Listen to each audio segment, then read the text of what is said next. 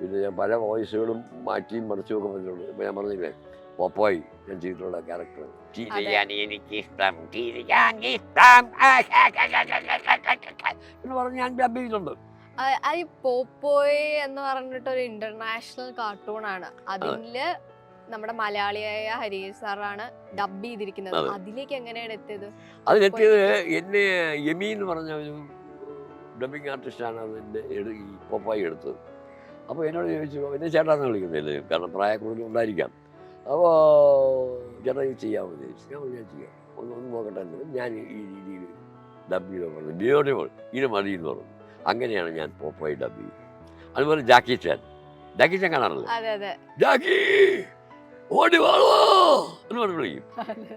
ഈ ശബ്ദം മറക്കില്ല. പ്രത്യേകിച്ച് എന്റെ പ്രായത്തിലുള്ള കുറെ കുട്ടികൾക്ക് ശബ്ദം അത്രയ്ക്ക് പരിചിതമാണ്. അതുപോലെ ലയൺ കിങ്ങിന് സിംഹത്തിന് ഞാനാ ചെയ്യും, മോനെ നീ അകന്ന് പോകരുത്, ഞാനുണ്ട് കൂടെ എന്ന് പറഞ്ഞാൽ ഞാൻ ആ ഒരു ബേസിൽ ആ സിംഹം പറയുന്ന രീതിയിൽ ഞാൻ ചെയ്തു. അതൊക്കെ വേറെ കാർട്ടൂൺസിനെ ഒരുപാട് ചെയ്തിട്ടുണ്ട്, എനിക്കൊന്നും ഓർമ്മയില്ല. ഞാൻ ഒരു ഉദാഹരണത്തിന് കാടിൻ്റെ മക്കൾ എന്ന് പറഞ്ഞൊരു സിനിമ തന്നെ ചെയ്തു. കാർട്ടൂണല്ല, കുരങ്ങനാ. അതിന് ഹീറോ ഒന്ന് ശങ്കർ എന്നൊരു കുരങ്ങനാ. ഗൗരി എന്നാണ് ഇയാളുടെ ലവറിൻ്റെ പേര്. അതും പെൺകുരങ്ങാണ്.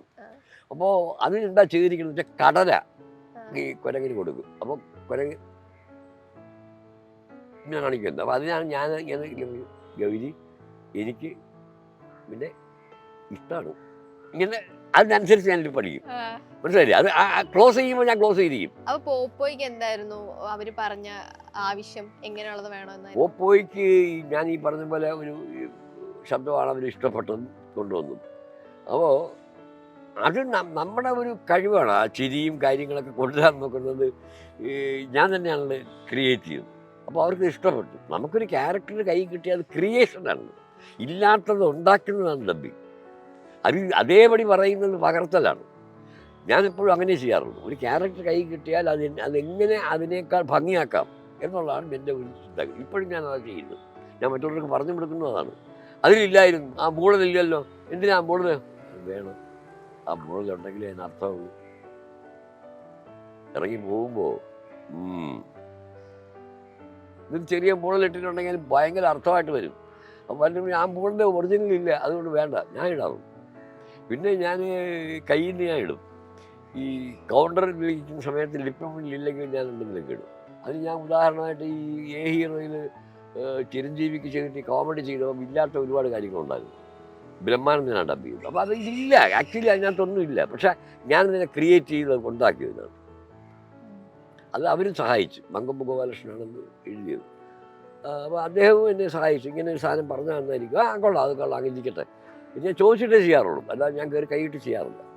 അപ്പോൾ എപ്പോഴും ഒരു ക്യാരക്ടർ കൈ കിട്ടുമ്പോൾ നിങ്ങൾ തന്നെ ചോദിക്കത്തക്ക വീട്ടിൽ ഞാൻ ഡബ് ചെയ്തിട്ടുണ്ടെങ്കിൽ അത് തീർച്ചയായിട്ടും എൻ്റെ കഴിവ് മാത്രമല്ല, ആ സമയത്ത് എനിക്ക് തോന്നിയ ആ ശബ്ദ പ്രകടനം അല്ലെങ്കിൽ ശബ്ദത്തിൻ്റെ ആ വിന്യാസം ആണ് അത് പോപ്പായിയൊക്കെ ഇത്രയും വലുതായി ഇപ്പോഴും നിങ്ങൾ ഓർക്കുന്നത്.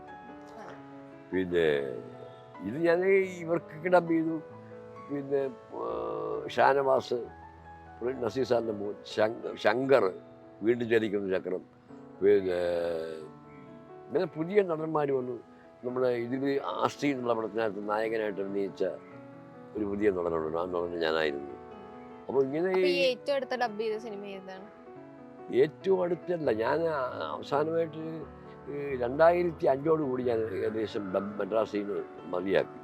കാരണം അതെല്ലാം കേരളത്തിലേക്ക് വരാൻ തുടങ്ങി. പിന്നെ ധാരാളം ആൾക്കാർ ഇതിൽ പങ്കെടുക്കുന്നത് കൊണ്ടും പിന്നെ ഇത് എപ്പോഴും നമുക്ക് പഴയ പോലെയുള്ള ഇത് കിട്ടുകയല്ലോ. അപ്പോൾ നമ്മൾ സ്വരം നിന്നായിരിക്കുമ്പോൾ പാട്ട് നിർത്തുക എന്നുള്ളതാണ് എൻ്റെ ഒരു പ്രിൻസിപ്പ്. അപ്പോൾ ചില ക്യാരക്ടേഴ്സ് അന്ന് ഞാൻ കൈവയ്ക്കും, പക്ഷേ എല്ലാം ഞാൻ ചെയ്യാറില്ല. ചില പ്രത്യേക രീതിയിൽ ഇപ്പോൾ ഞാനിപ്പോൾ ചെയ്ത് പോസ്റ്റ് പ്രൊഡക്ഷനിൽ ഇപ്പോൾ സൗണ്ട് മാക്സിൽ ഇരിക്കുന്നു, ചില മന്ത്രവാദികൾ വരും.